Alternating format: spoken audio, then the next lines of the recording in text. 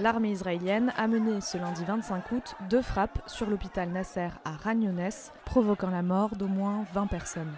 Parmi les victimes se trouvent 5 journalistes travaillant pour des médias internationaux. Il s'agit de Mariam Daga, journaliste indépendante de 33 ans travaillant pour l'Associated Press, du photographe Moaz Abou-Taha, du reporter Mohamed Salama, caméraman pour Al Jazeera, d'Ahmad Abou Aziz, pigiste pour des médias palestiniens et internationaux, et de Hossam Al-Masri, journaliste pour l'agence Reuters. Cette dernière a mis à disposition les images de son dernier reportage.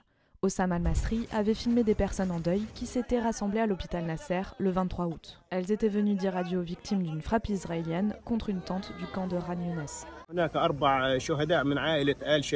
وهناك أكثر من 12 إصابة من نفس العائلة ويوجد إصابات كثيرة لا نعرف عددها ويوجد شهداء آخرين مع عائلات أخرى ولكن تفاجأنا بحجم الإصابات وحجم الشهداء ولكن لا يوجد في هذا المكان أي خطر أمني على إسرائيل ولكن كلهم مدنيين.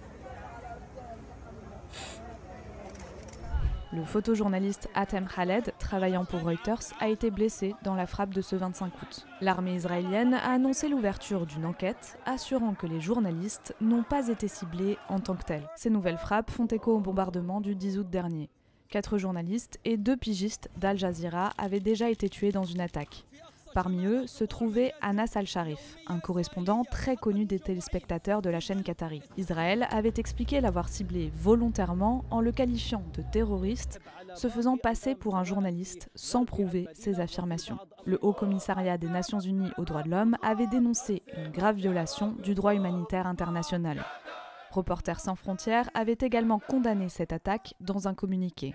Il faut de toute urgence mettre un terme à ce massacre et à la stratégie de blackout médiatique d'Israël, destinée à masquer les crimes commis par son armée depuis plus de 21 mois dans l'enclave palestinienne assiégée et affamée. Selon l'ONG, plus de 200 journalistes ont été tués à Gaza depuis le début de la guerre contre le Hamas.